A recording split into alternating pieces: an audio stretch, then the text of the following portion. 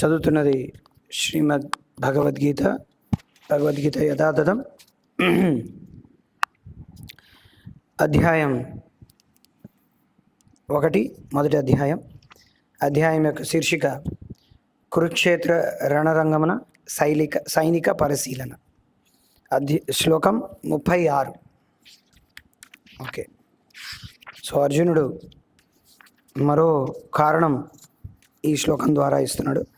దాని తర్వాత 37 నుంచి 43వ శ్లోకం వరకు ఒక సమాజం కానీ, ఒక వ్యవస్థ కానీ, ఒక కుటుంబం కానీ ఎలా నాశనం అవుతుంది అనే విషయాలు అక్కడ చర్చిస్తున్నాడు. సో ఈ శ్లోకంలో ఏమిటి చర్చిస్తున్నారని మనం అర్జునుడు చెప్పింది మనం డిస్కస్ చేద్దాం. శ్లోకం 36. పాపమేవాశ్రయేదస్మాన్ హత్వైతానాతతాయినః తస్మాన్నార్హా వయం హంతుం దాత్ర రాష్ట్రాన్ సబాంధవాన్ స్వజనం హి కథం హత్వా సుఖిన శ్యామ మాధవ. అనువాదం మరియు తాత్పర్యం ఇచ్చింది కృష్ణ కృపామూర్తి శ్రీ శ్రీమద్ అభయ చరణారవింద భక్తి వేదాంత స్వామి ప్రభుపాదుల వారు.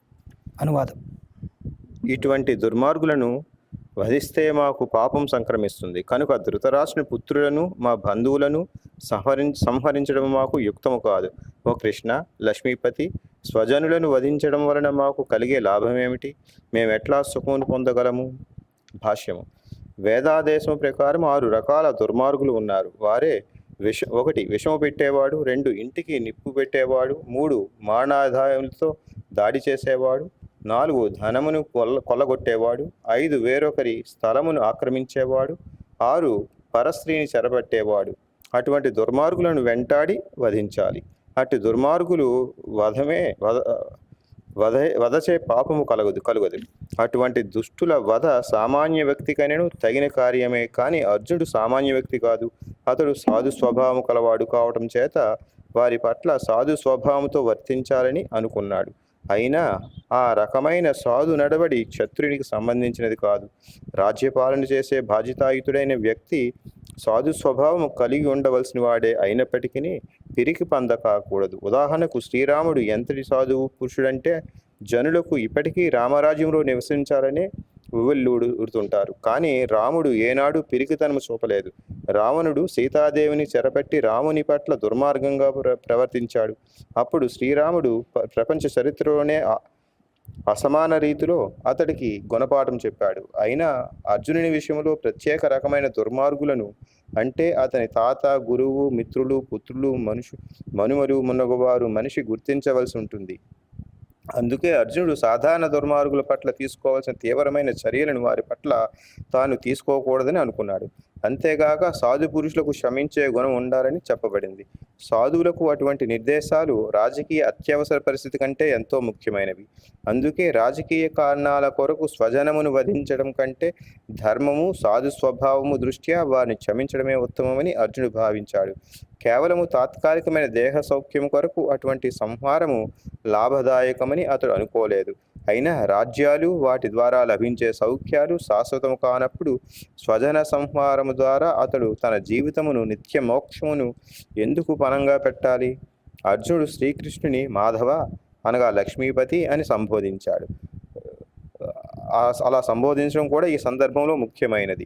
తుట్టతుదకు దురదృష్టాన్ని కలిగించే కార్యంలో తనకు లక్ష్మీపతి అనే శ్రీకృష్ణుడు నెలకొల్పవద్దని అతడు తెలియచేయగోరాడు. అయినా శ్రీకృష్ణుడు తన భక్తుల మాట అటుంచి ఎవరికి ఏనాడు దుర్దశను కలుగ చేయడు. హరే కృష్ణ. అక్కడ ఆతతాయిలు దుర్మార్గులు ఉన్నారు కదా. దాని తర్వాత అక్కడ అర్జునుడు అక్కడ ఒక వాక్యం చదవండి ఒకసారి. అటువంటి దుర్మార్గులను వెంటనే వధించాలి. ఓకే, తర్వాత అటు దుర్మార్గులను వధచే పాపము కలుగదు. అటువంటి దుష్టుల వధ సామాన్య వ్యక్తికైనా తగిన కార్యమే. కానీ అర్జునుడు సామాన్య వ్యక్తి కాదు. అతడు సాధు స్వభావం కలవాడు కావటం చేత వారి పట్ల సాధు స్వభావంతో వర్తించాలని అనుకున్నాడు. సాధు స్వభావం. ఓకే ఓం తత్సతోమ జ్ఞానతిమిరాంధస్య జ్ఞానాంజనశలాకయా చక్షురున్మిలితం येन తస్మై శ్రీగురవే నమః.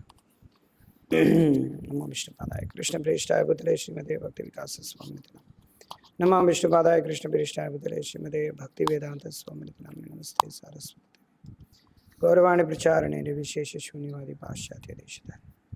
జయ శ్రీకృష్ణ చైతన్య ప్రభు నిత్యానంద శ్రీ అద్వైత గదాధర శ్రీవాసది గౌర భక్త. హరే కృష్ణ కృష్ణ కృష్ణ హరే హరే హరే రామ రామ రామ హరే హరే. యోంత ప్రవిశ్య మమాచ మాం ప్రసుతాం సంజీవయత్య అఖిల శక్తిధర సుతాం అన్యాం శాస్త్రచరణ శ్రవణత్వాది ప్రాణానమో భగవతే పురుషాయ అకీషాయ తం నరసింహమహం భజేత్ నిజ గురు హరివాణ్యా కృష్ణ చిత్తో అంధ సంసార కూప ప్రభు భజన సుఖాబ్దం మజ్జయన్ సాంస విశ్వ భూజయతి వికాసో భక్తి పూర్వేంద్ర.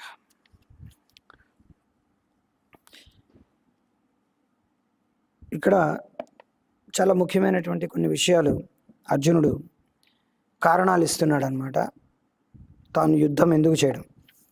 ఇంతవరకు ఏ ఏ కారణాలు మనం చూసాం అర్జునుడు యుద్ధం చేయకపోవడానికి?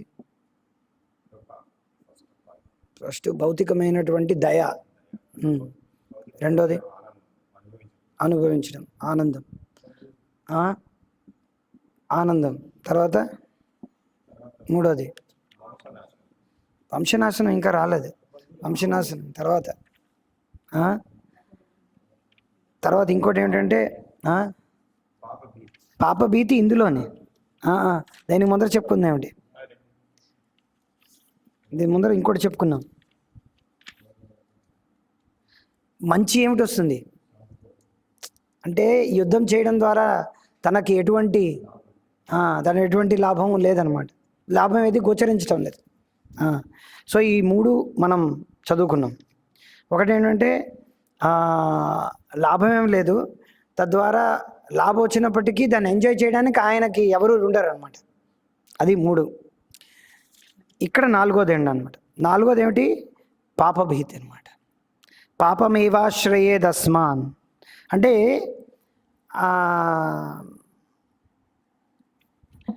మనం ఇటువంటి దుర్మార్గులను చంపడం ద్వారా తనకేమిటి వస్తుందని అనుకుంటున్నాడు?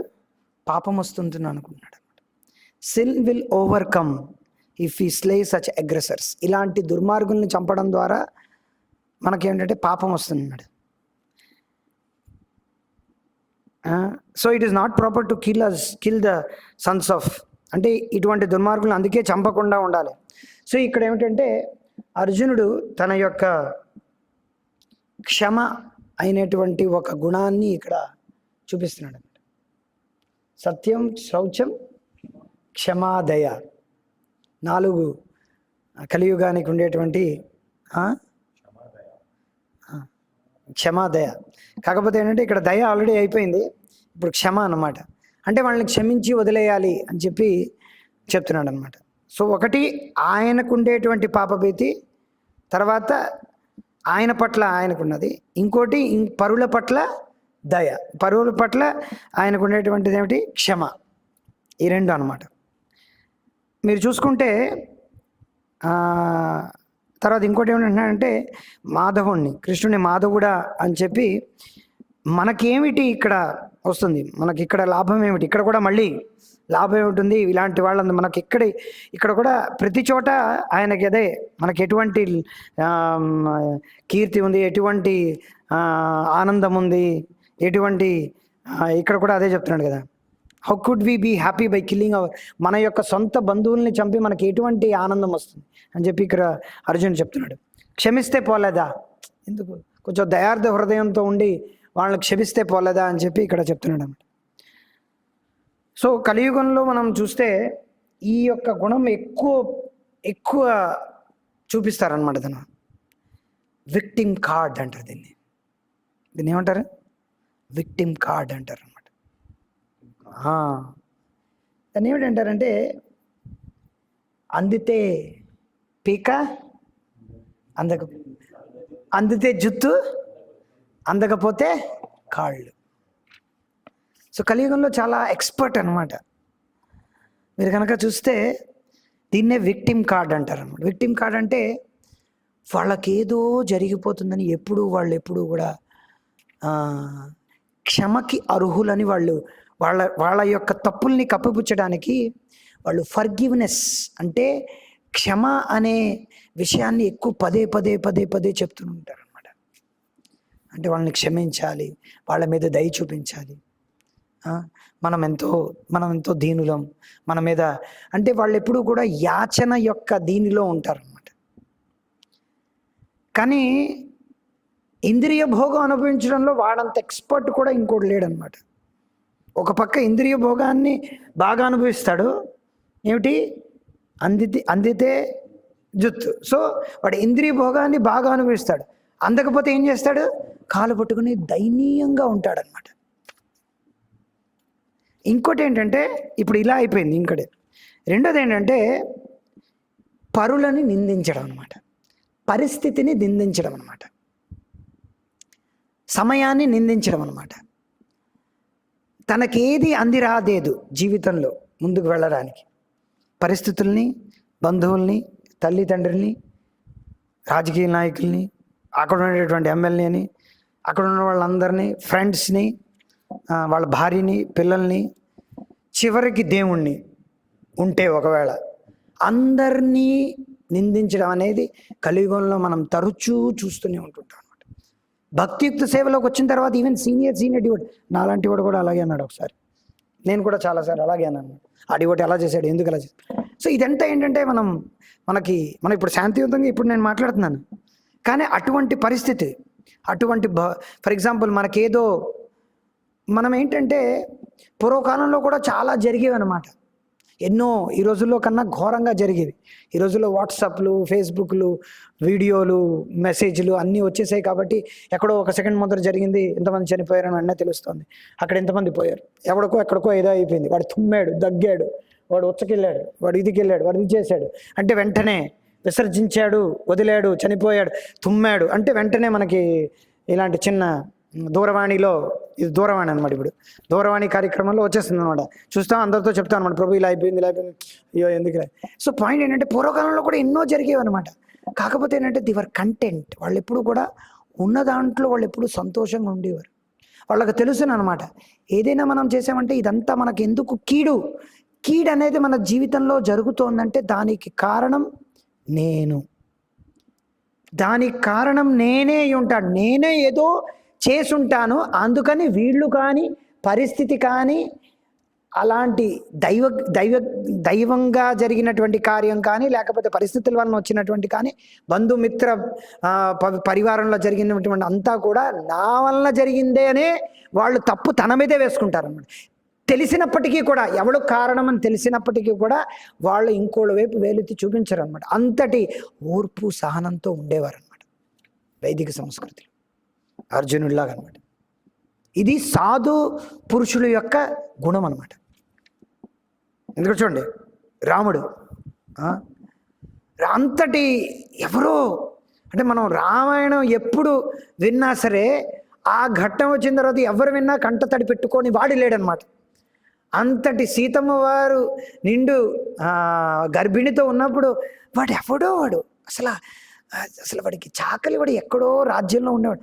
ఆయన చెప్పింది రాముడు చాలా సీరియస్గా తీసుకున్నాడు అనమాట. అంటే అంత ఓర్పు సహనం భగవంతుడిలో ఉంది కాబట్టే ఆయన ఏంటంటే అంతటి ఘోరమైనటువంటి ఒక నిర్ణయానికి వచ్చాడు. లక్ష్మణుడు వెళ్ళి విడిచిరమ్మన్నాడు. చూడండి, లక్ష్మణుడు వెళ్ళి నువ్వు విడిచిరా అన్నాడు అనమాట. నువ్వు ఇక్కడే ఉండి నేను వస్తానని చెప్పిన తర్వాత లక్ష్మణుడు మళ్ళీ తిరిగి చూడలేదన్నమాట. సో పాయింట్ ఏంటంటే అంతటి ఓర్పు సహనంతో ఉండేవారు అనమాట. సో ఈ రోజుల్లో ఏంటంటే ప్రజలకు ఏంటంటే వాళ్ళ యొక్క సోకాల్డ్ ఈ స్ట్రైట్ లైన్ మనస్సు, వాళ్ళకి ఏంటంటే మనసు అంటే ఇదే, వాళ్ళ మనస్సు సంతోషంగా లేదు, మనసు శాంతిగా లేదు. లోపల శాంతికి నేను ప్రపోజ్ చేశాను, అది లో ఉన్నది, దాని మీద యాసిడ్ పోసేస్తాను, దానికి నేను దాన్ని బతకకుండా చేస్తాను అని చెప్పి మనస్సులో అశాంతి ప్రారంభమైపోతుంది. ఆ తర్వాత వాడికి నాలికి సంతోషంగా లేదనమాట, లేకపోతే వాడికి పొట్ట నిండటం లేదనమాట, లేకపోతే వాడి జననేంద్రియాలు సుఖంగా లేవన్నమాట. ఇది వాళ్ళ యొక్క సుఖం అంతా ఏమిటంటే ఈ శరీరంలో వాళ్ళకి సుఖం రావడం లేదు, అందుకనే పరిస్థితులు బాగోలేవు, నా యొక్క భార్య బాగోలేదు, నా ఇది బాగోలేదు, ఈ భక్తుడు బాగోలేదు, ఈ భక్తుడి వల్లనే, ఈ టెంపుల్కి అంటారు, ఈ టెంపుల్ ప్రెసిడెంట్ వల్లనే, వీడి వల్లనే, వాడి వల్లనే, ఈ గురువు వల్లనే, ఆ గురువు వల్లనే, ప్రభుపాద వల్లనే, చివరికి కృష్ణుడి వల్లనే, నన్ను పుట్టించిన వాడి వల్లనే, నా తల్లిదండ్రుల వల్ల, ఇలా అందరినీ బ్లేమ్ చేయడం అని కలియుగం యొక్క పరాకాష్ట అనమాట. మనం కనుక అందుకే శాస్త్రం చదవాలి, అందుకే భాగవతం చదవాలి. భాగవతంలో మనం కనుక చూస్తే పరీక్షిత్ మహారాజు ఆ మొత్తం ఈ దేశ సంచారానికి ఆయన వెళ్ళినప్పుడు ఆయన ఎదురుగుండా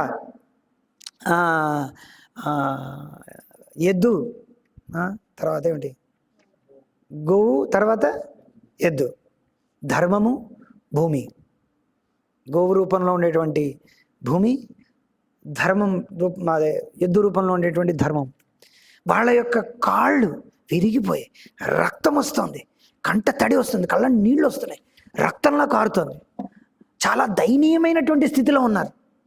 వాళ్ళకు తెలుసు అన్నమాట ఎవడు వాళ్ళకి అలాంటి స్థితిని తిరిగి తీసుకొచ్చాడని చెప్పి వాళ్ళకి తెలుసును. ఎవరు చేశారు? అందరికీ తెలుసును ఎవరు చేశారు. కలిపురుషుడు చేశాడని అందరికీ తెలుసు. పరీక్షిత్ మహారాజు చూస్తున్నాడు, కానీ పరీక్షిత్ మహారాజు ఎవరు చేశారని ఇప్పుడు కానీ వాళ్ళు చెప్పలేదన్నమాట. డైరెక్ట్గా ఏమిటి చెప్పారు? మేమే దానికి బాధ్యులు, మేమే దానికి బాధ్యులు. ఇలాగా అర్జునుడు ఏంటంటే ఇక్కడ చెప్తున్నాడు అనమాట. అసలు ఆ దుర్మార్గులను, ఎందుకంటే ఈవెన్ వాళ్ళు కొన్నిసార్లు మనకు అందుకే కొన్నిసార్లు మనకేంటంటే చూడండి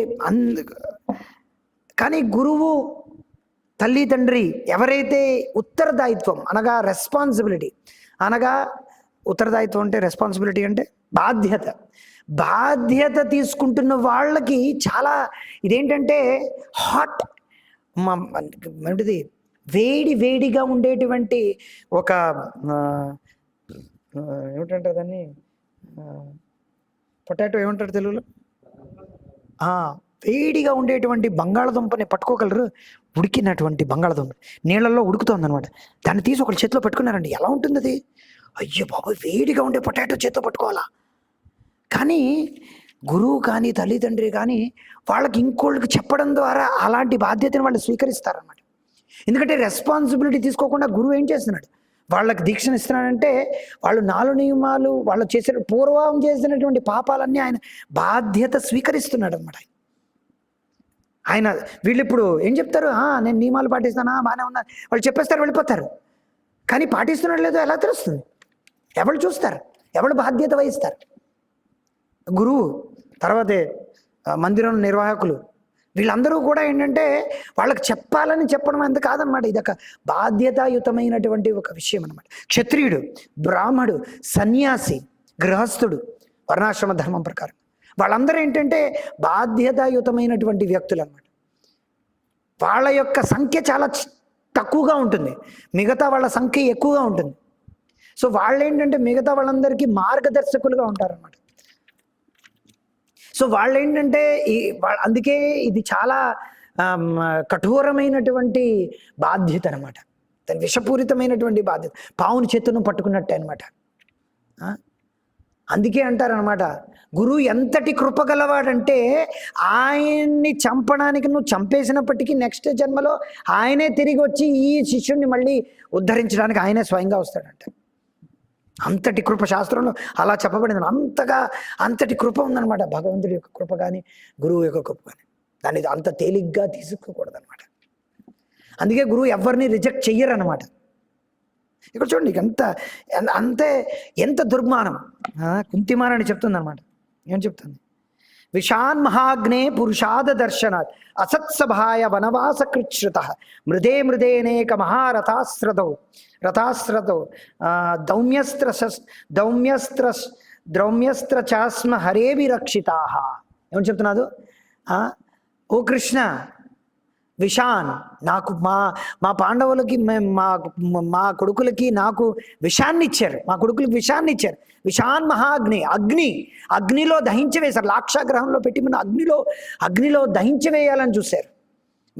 విషాన్ మహాగ్నే పురుషాద దర్శనాత్ అసత్సభలో మయసభలో పిలిచి, ఆ సభలోకి పిలిపించి నిండు సభలో, ఆ అసత్సభలో మా స్త్రీలను చెరబట్టారు. అసత్సభాయ విషాన్ మహాగ్నే పురుషాద దర్శన అసత్సభాయ వనవాసనం వనానికి పంపించారు. తర్వాత అస్త్రశస్త్రాలతో మమ్మల్ని ఛేదించడానికి ప్రయత్నించారు. ఇన్ని రకాలుగా చేశారనమాట. అవన్నీ ఎవరు చేస్తారు? ఇక్కడ చెప్పినట్టుగా దుర్మార్గులు చేస్తారనమాట. ఈ 6 పాండవుల మీద ప్రతి క్షణం మీరు ఆలోచించుకోండి ఒకసారి. మనం ఎప్పుడైనా ఆలోచించాలన్నమాట. మీ పక్కనే పాము ఉందనుకోండి, కింగ్ కోబ్రా అంటే నల్లత్రాచు, మీరు ప్రతిరోజు ఆ ఒక్కరోజే పడుకోవాలన్నమాట. ఒక్కరోజు ఏం లేదనమాట. నల్లత్రాచుతో రాత్రిపూట నల్లత్రాచు కూడా చెప్పకూడదంటారు. పడుకోవాలి. చెప్పడమే చాలా ఘోరం అనుకుంటే పడుకోవాలంట దాంతో పక్కనే. వాడెవడో వీడియో తీసాడనమాట. పులి ఉంది, పక్కనే కుక్క ఉందంట. చిరుత పులి పక్కనే కుక్క రోజంతా పడుకుని కూర్చుందంట. సో చెప్పేమంటే అలాంటి సిచ్యువేషన్ రావచ్చు అనమాట మన జీవితంలో. మనం అనుకోకూడదు అనమాట పర్వాలేదని. అఫ్కోర్స్ మనం చంపేస్తున్నాం, అది వేరే విషయం. కానీ మనం బతుకుతామని గ్యారంటీ లేదనమాట. మనం అనుకోండి, పాండవులు అలాంటి దుర్మార్గులతో ఉన్నారన్న విషం పెట్టే వాళ్ళతో నువ్వు రోజంతా ఉండాలి. ప్రహ్లాదుడు అంటే ఈరోజు పడుకున్నాడు, ఆయనకి శిక్షలన్నీ అయ్యాయి. ఈరోజు అన్నీ అయ్యాయి అనమాట. బయట నుంచి పడేయడం, ఏనుగులతో చంపడం. నెక్స్ట్ రోజు సర్పాలతో చేయాలి, ఆయన పడుకోవాలి, లేపటి నుంచి లేచి ఆ దండన విధించాలి. ఏమిటయ్యా ఇది? ఆయన పడుకుంటున్నాడంట, లేచాడంట, అన్నీ చేసుకొని వెళ్ళు. ఎలా ఉంటుంది ప్రహ్లాదుడి యొక్క సిచ్యువేషన్? మనం ఆలోచించుకోవచ్చు అనమాట. మీరు అలా ఉంటారా? మరుసటి రోజే పెట్టే బేడ చదువుకొని 1 గంట రాత్రికి అట్నుంచి అటే వెనక్కి తిరగ చూడకుండా పారిపోయి వెళ్ళిపోతాం. ఆ చీకట్లోనే ఇట్నుంచే పారిపోయి వెళ్ళిపోతాం అనమాట. పోతే పోయింది, బతికితే బతికేనని. చాలామంది ఉన్నారు ఇస్కాన్కి వచ్చిన రాత్రి పారిపోయిన ఘనులు. నేను ఇంతమందిని చూసా. చాలామంది ఉన్నారనమాట. కొందరు డబ్బులు పట్టుకెళ్ళి వెళ్ళిపోయిన వాడు, కొట్టి మరి వెళ్ళిపోయిన వాళ్ళు బోళ మంది ఉన్నారు. అందుకే అందరికీ నెంబర్లు చెప్పకూడదు.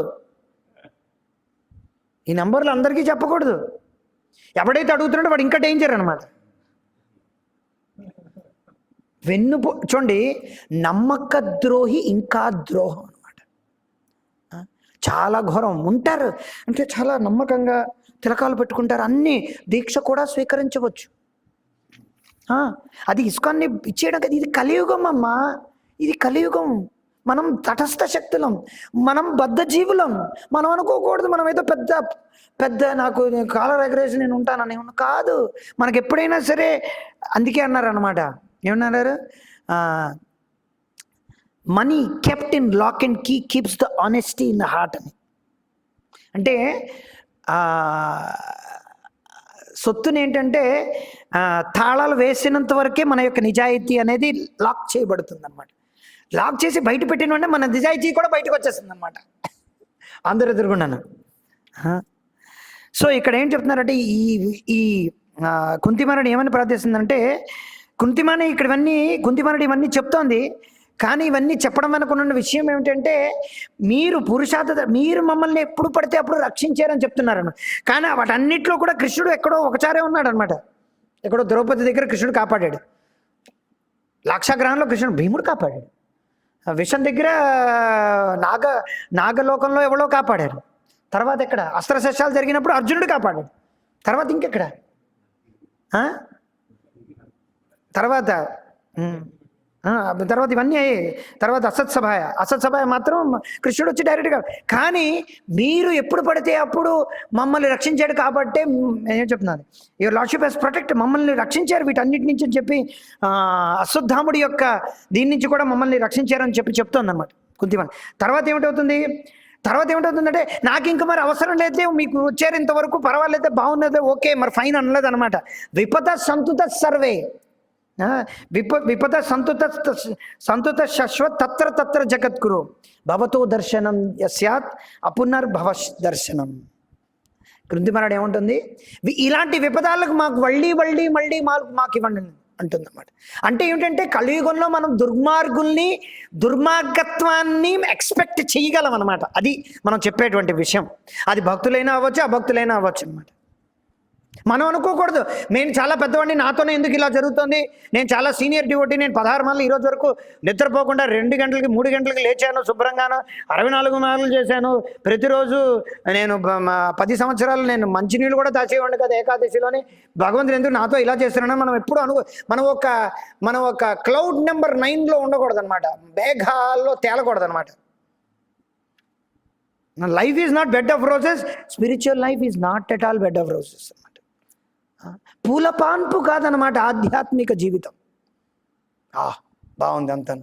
కిబా జయో జయో, బా ఎంత బాగుందో పాట. బా ఏం జయో, ఏం పాడుతున్నారు ప్రభు. అక్కడ జయో, ఈ పరిస్థితి వచ్చిన తర్వాత మళ్ళీ జయో లేదు. మళ్ళీను ఎవరు అన్నారనమాట, మహారాజ్ అన్నారు, ఏమిటి జైది గురుదేవ్ అని ఎంతవరకు అంటే గురుదేవులు వారు మనకు అందరు ఎదురుకుండా బా బేస్ అన్నంతవరకు అనమాట. ఎప్పుడైతే గురుదేవులు వారు తిడతారో జై గురుదేవ్ ఈజ్ స్టాప్డ్, జై గురుదేవ్ ఆగిపోయింది అనమాట. అలా కాదనమాట. సో ఇక్కడ అర్జునుడు ఏమిటంటే అంతటి అంటే ఇక్కడ చెప్పమంటే ఒక రకంగా చెప్పాలంటే దుర్మార్గుల్ని హతం చేయడం ద్వారా పాపం అనేదే రాదనమాట. అర్జునుడికి తెలియదు ఆ విషయం, తెలుసునమాట. కానీ ఇది భక్తియుక్త సేవలో ఉండేటువంటి లక్షణం అనమాట. అంటే ఎంతటి అధమ స్థితిలో ఉన్నప్పటికీ కూడా తాను ధీరస్తత్రణము ఇయది మాత్రా స్పర్శాస్తు శీతోష్ణ. నాకు ఇక్కడ చెప్పడం చాలా సులువు అనమాట. ఎదురుగుండా 3 కెమెరాలు కనిపిస్తున్నాయి, చాలా బాగా మనం మాట్లాడవచ్చు కెమెరా ఎదురుగుండా. కానీ అది అలాంటి పరిస్థితి వచ్చినప్పుడు 2024లో నాతో జరిగినటువంటి కొన్ని విషయాల గురించి ఆలోచిస్తుంటే మనకే అనిపిస్తుంది, ఏంటి ఇలా ఎందుకలా మనం మహారాజ్ లెక్చర్స్ ఇలాంటి విషయాలన్నీ మనం వింటిన తర్వాత అసలు ఏంటి మనం ఇన్ని సంవత్సరాలు బట్టి భక్తియుక్త సేవలు ఏంటి అసలు మనమా ఇలా అన్నది, ఆ భక్తుడి గురించి ఇలా అన్నదా, మనం టాలరేట్ మనలో ఓర్పు ఇంత నశించిందా అని మనమే గాండ్రించి మన మీద ఉమ్మేనంత అసహ్యం వేస్తుంది అన్నమాట. మనం ఆ ఓర్పు సహనం మనం తెచ్చుకోవాలన్నమాట. అది లేకపోతే అలాంటి ఉన్న భక్తులు పక్కన కూర్చొని ప్రతిరోజు అక్కడ కూర్చొని చూడండి, మనం ఫ్యాన్ లేకపోతే క్లాస్ లేకపోతే ఇక్కడ క్లాస్ లేదనమాట. ఎందుకంటే కరెంట్ లేదు, ఓకే కరెంట్ లేదు, కానీ మనం కూర్చొని ఎందుకంటే దోమలను ఓర్పు సహనం లేదనమాట మనకి. అలానే మనం ఫ్యాన్ పెట్టుకుంటాం, అన్నీ చేస్తాం, బట్ మనలో మనం చూడొచ్చు అనమాట. అదే మనం చూడొచ్చు అనమాట. ఇప్పుడు బ్రాహ్మడికి ఏమిటంటే ఓర్పు సహనం ఎక్స్పెక్టేషన్ లేదనమాట. యాక్చువల్గా ఉంటుంది అనమాట. యాక్చువల్గా బ్రాహ్మడికి ఎక్కువ ఓర్పు ఉంటుంది, క్షత్రుడికి ఓర్పు ఉండదు అనమాట.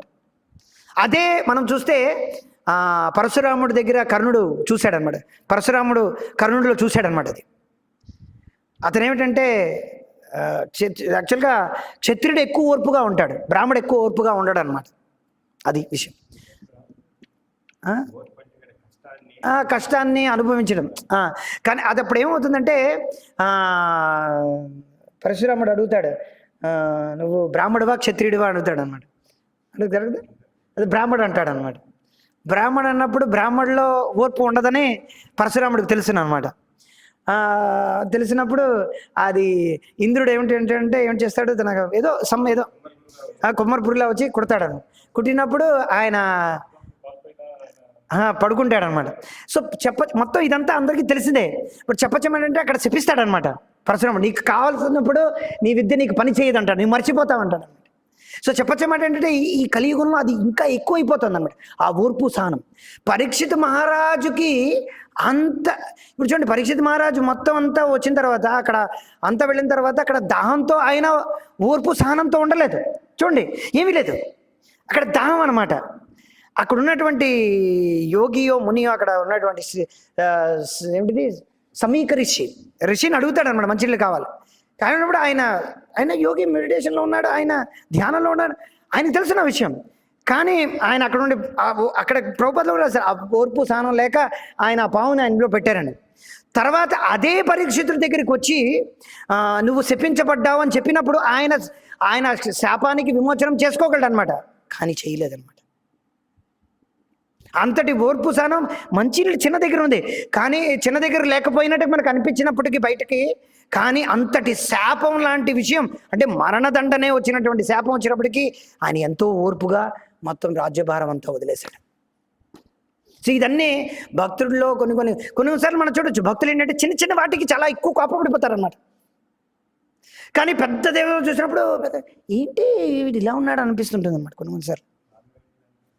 దానికి కారణం ఏంటంటే దానికి పెద్ద పెద్ద కారణాలు ఉండొచ్చు. మనం వాళ్ళని అడిగి తెలుసుకోవాలన్నమాట. అప్పుడు ప్రతి సిచ్యువేషన్ వేరే వేరేగా ఉంటుంది. మనం జడ్జి చేయలేము అనమాట.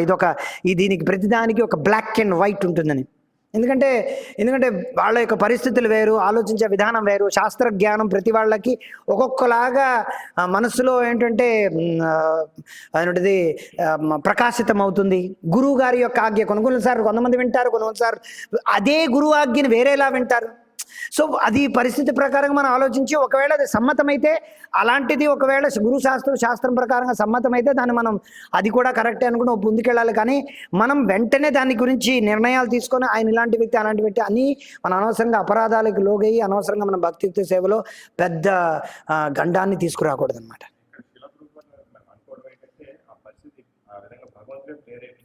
అదే చెప్తున్నా, అదే నేను చెప్తున్నా.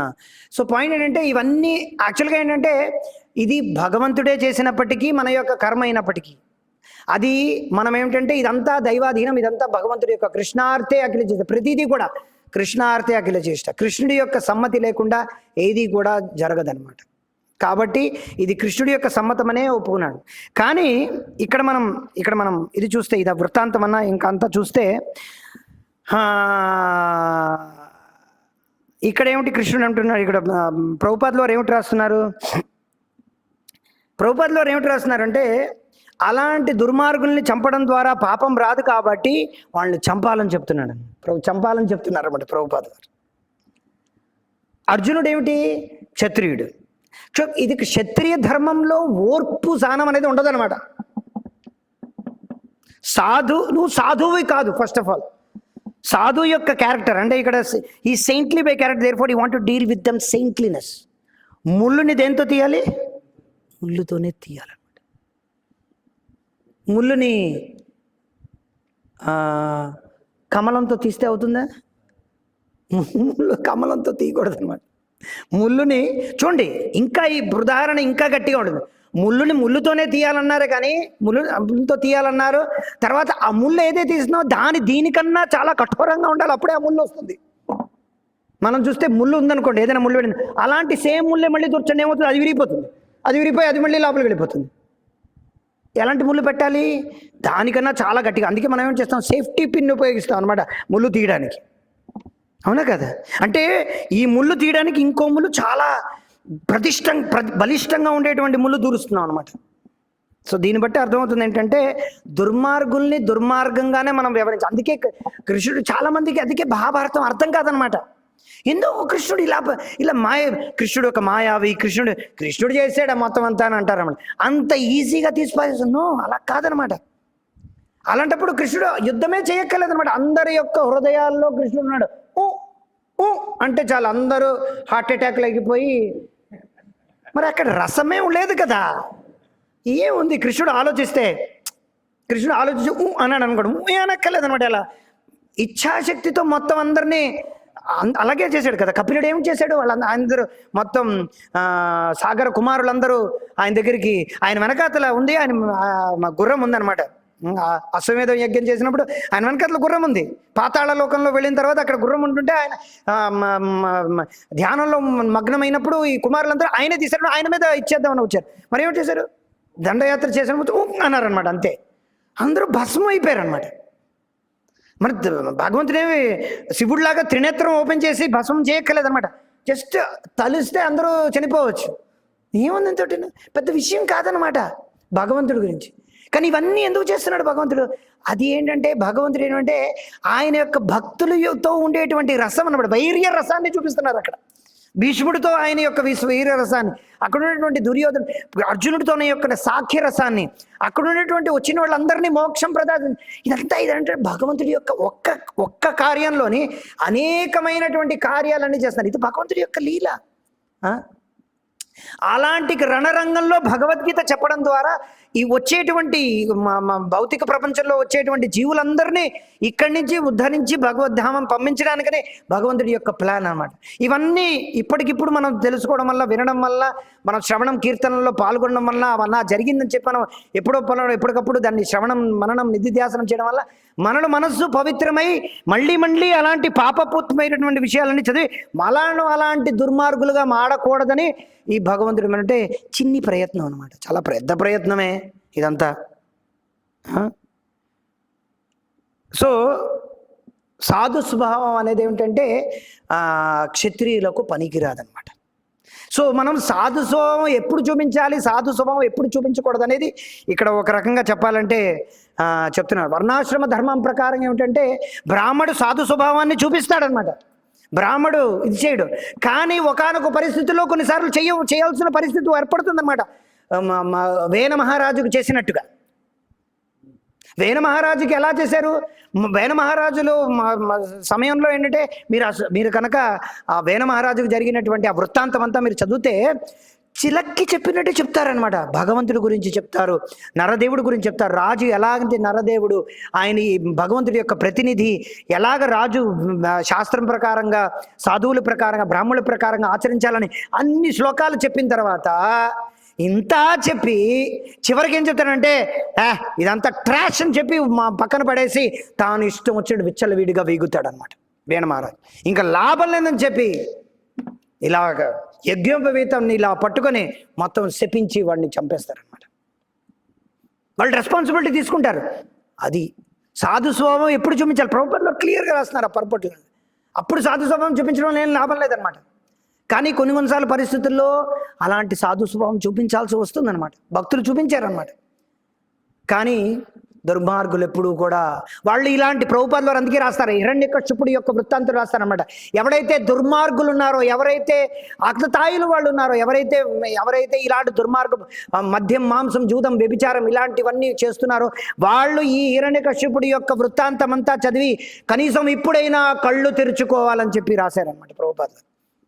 తస్మాత్ జాగ్రత్త అని రాశారనమాట. ఈవెన్ భక్తులకు కూడా. సో ఏమిటంటే అలాంటివి ఎప్పుడు చలవన్నమాట. అందుకే కృష్ణుడు ఏంటంటే ఇది పనికిరాదు, క్లైబ్యమాస్మకమపార్థ. అందుకే చూడు, సాధు స్వభావం పనికిరాదని చెప్పి నువ్వు క్లైబ్యమాస్మకం, నువ్వు నపుంసకుడు అని చెప్పి కృష్ణుడు. అబ్బా, క్షత్రియుడికి ఇక్కడ ఒక పక్కనే ఉంటే సాధు స్వభావం క్షత్రియుడికి నపుంసకత్వం అనమాట. అది యాక్చువల్గా సాధు స్వభావం పనికిరాదు. యుద్ధ రంగంలోకి వచ్చిన తర్వాత నువ్వా నేనా తేల్చుకోవాలన్నమాట. వెనక్కి తూట్లు పెంచుకోవడం కాదు, ఇక్కడ వక్షస్థలం పైన కొట్టాలన్నమాట, ఛాతీ పైన ఏవైనా దెబ్బలు పడాలి, వెనక వైపు కాదనమాట. ఒక రాణి, క్షత్రియ రాణి ఏమిటి చేసిందంటే వాళ్ళ యొక్క భర్త క్షత్రియుడు, రాజపుత్రుడు అనమాట. ఆయన యుద్ధం నుంచి వస్తున్నాడు అనమాట. వస్తుంటే మొత్తం ఏంటిది రాజ్యంలో ఉన్న ద్వారాలన్నీ మూయించింది ఆవిడ. ఇలాంటి పిరికి పంత మా రాజ్యంలో పనికిరాదని చెప్పి రాజబహిష్కరణ చేసింది అనమాట ఆవిడ. అలాంటి పినికి వాళ్ళు రాకూడదు అనమాట. అది క్షత్రాణి అంటేను. ఆవిడేం వెళ్ళక్కర్లేదనమాట. మొత్తం ఇక్కడ అన్ని ఆర్మ్స్ మిషన్స్ అన్నీ వేసుకొని, బట్టలు వేసుకొని నేను రణరంగం చేస్తాను. ద్రౌపది వీళ్ళందరూ వెళ్ళదు. ద్రౌపది, కుంతిమరణి ఏమి దీని వెళ్ళదనమాట. సో వైదిక సంస్కృతి అంటే ఉంటారు. కానీ క్షత్రియుడికి ఏమిటంటే ఓర్పు, సహనం అనేది ఏమిటంటే ఇలాంటి దుర్మార్గులతో అస్సలు కూడదన్నమాట. దుర్మార్గులతో అస్సలు ఓర్పు, సహనం అనేది ఉండకూడదన్నమాట. అది నపుంసకత్వం అనేది. క్లైబ్యం ఆస్మక పార్థ నైతత్వై ఉపపద్యతే క్షుద్రం హృదయ. ఇది హృదయ దౌర్బల్యం అనమాట. అది సాధు స్వభావం కాదనమాట. అదేమిటిది? హృదయ దౌర్బల్యం. భక్తియుక్త సేవలో అనర్థాలకు ఒక కారణం హృదయ దౌర్బల్యం అనమాట. భక్తి వినోద్ ఠాకూర్ చెప్తారు. హృదయ దౌర్బల్యం అంటే ఏమిటి? హృదయ దౌర్బల్యం అంటే మనం ఏమిటంటే మనం పాప భీతి నుంచి మనం బయట పడలేకపోతున్నాం. అది మన యొక్క హృదయం యొక్క దౌర్బల్య స్థితి అన్నమాట. మనం ధీరం పడలేకపోతున్నాం. మన ఇంద్రియాలు మన అదుపులో లేవన్నమాట. మనం ధీరులం కాలేకపోతున్నాం అనమాట. మనం నియమాలని సరిగ్గా పాటించలేకపోతున్నాం అనమాట. ఇంద్రియ తృప్తి మనకు ఎక్కువగా ఉందన్నమాట. సో అలా అవన్నీ కూడా హృదయ దౌర్బల్యానికి పరాకాష్ట అనమాట. సో ఇక్కడ అర్జునుడు ఏమిటంటే అలాంటి సాధు స్వభావం అనేది ఏమిటంటే, సాధు స్వభావం క్షత్రియులకు అది అపకీర్తిని తీసుకొస్తుంది అన్నమాట. అందుకే కృష్ణుడు తర్వాత చెప్తాడనమాట, ఇది నీకు అపకీర్తిని తీసుకొస్తుందని చెప్తాడు, ఇది నీకు కీర్తిని ఇవ్వదు అని చెప్తున్నాడు అనమాట. సో తర్వాత this kind of is not for Kshatriya, ఇక్కడ ప్రతి చెప్తున్నారు ప్రభుపాదులు, ఇలాంటి సాధు స్వభావానికి క్షత్రియులకు ఉన్నది. Although responsible man administration is required to be saintly, he should be not be కాకపోతే ఏమిటంటే ఒక పక్కన సాధు స్వభావం ఉండవచ్చు కానీ పిరికి పంద కాకూడదు అనమాట. సో ఒక పక్కన సాధు స్వభావం, పిరికి పంద రెండు, పిరికివాడు పిరికితనం రెండు ఉండకూడదు అనమాట. మీరు కనుక చూస్తే ఎందుకు అలా మాట్లాడారంటే ఇక్కడ ప్రభుపాదుల వారు ఉదాహరణ ఇస్తున్నారు. ఏమిటి, రాముడు చాలా సాధు స్వభావం కలిగినటువంటి వ్యక్తి, రామరాజ్యం కావాలని అందరూ కోరుకుంటున్నారు, కానీ రాముడు ఎప్పుడూ కూడా పిరికి పంద కాలేదనమాట. చాలామంది రాముడు ఇది చేశాడు అది చేశాడు అంటారే కానీ రాముడు ఎలాగ రావణాసుడితో యుద్ధం చేశాడని మనం ఆ వృత్తాంతం కనుక చదివితే మనకి రోమాలు కాదు కదా, మనకేమిటంటే మనకి మనకి కళ్ళంట నీళ్ళు వచ్చేస్తాయి అన్నమాట. ఎవరికైనా పిరిగిపడి ఉంటే వాడికి రాత్రి నిద్ర పట్టదు అనమాట. రాముడు ఎలాగా యుద్ధం చేశాడని. యాక్చువల్గా ఏంటంటే అందుకే భక్తి సిద్ధాంత సరస్వతి ఠాకూర్ రావు ఏమంటారంటే, కలియుగానికి ఎక్కువ ఏంటంటే భగవంతుడు ఎలాగ రాక్షసుల్ని సంహరించాడో అది ఎక్కువ, ముఖ్యంగా ఎక్కువ చెప్పాలంటే ఎక్కువగా మాట్లాడాలి. రాముడికి యొక్క లీలలు కృష్ణుడి యొక్క లీలల కన్నాను, ఎందుకంటే దాని ద్వారా భగవంతుడి యొక్క కీర్తి పెరుగుతుందంట.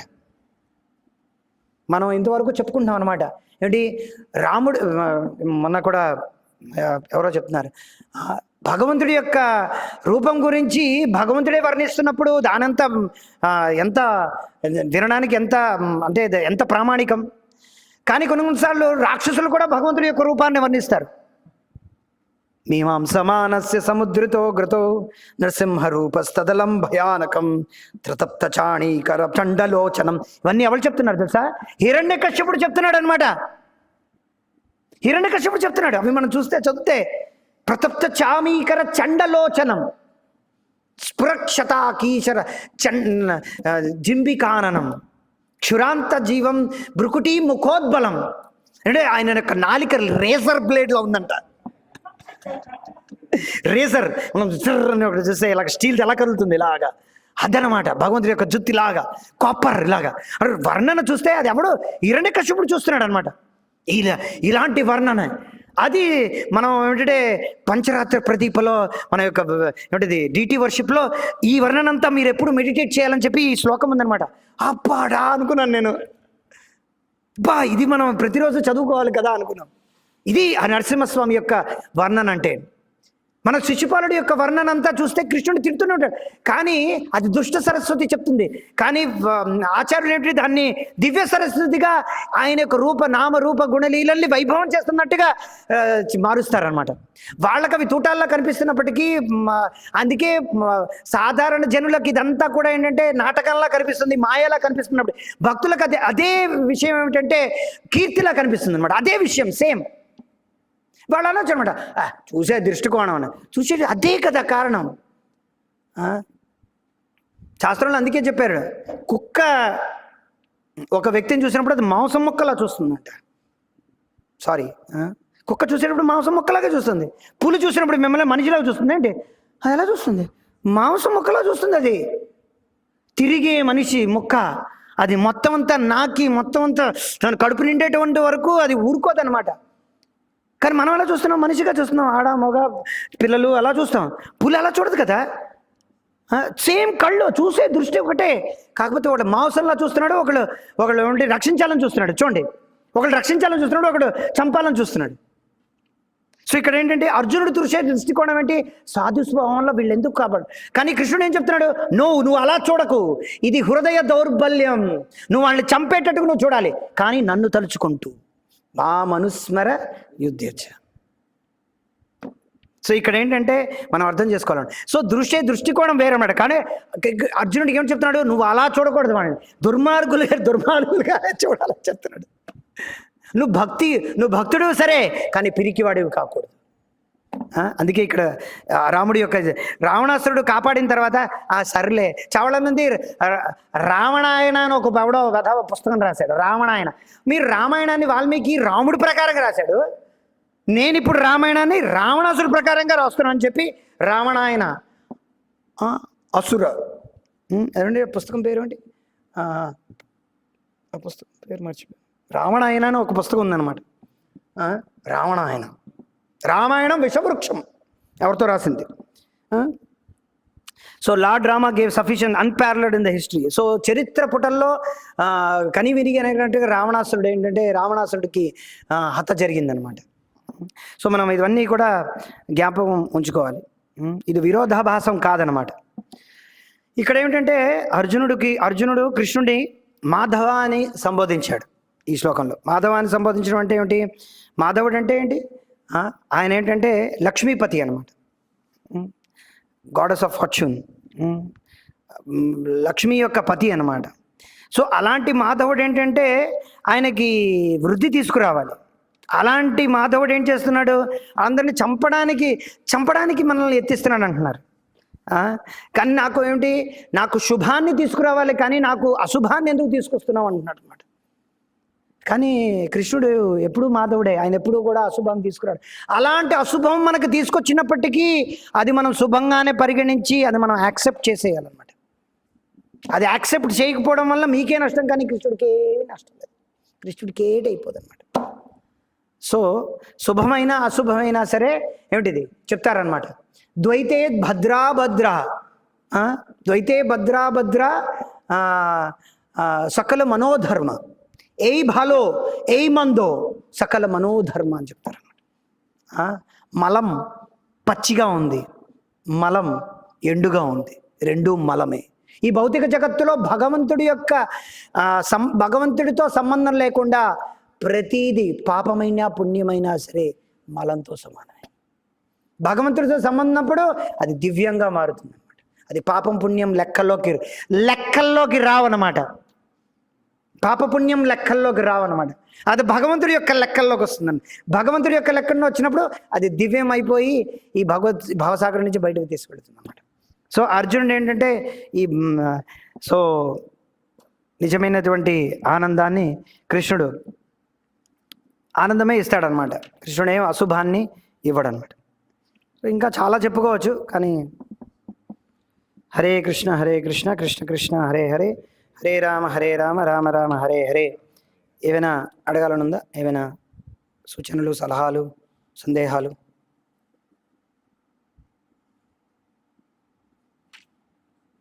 హరే కృష్ణ. శ్రీమద్ భగవద్గీత యథాతథం की जय, श्रील प्रभुपाद की जय. वाञ्छाकल्पतरुभ्यश्च कृपा सिन्धुभ्येव च पतितानां पावनेभ्यो वैष्णवेभ्यो नमो नमः. संसार दावानलिलोका ज्ञानाय कारिण घनाघनत्यं सकलनगुणार्णवश्च वन्दे गुरश्रीचरणारविन्दम्.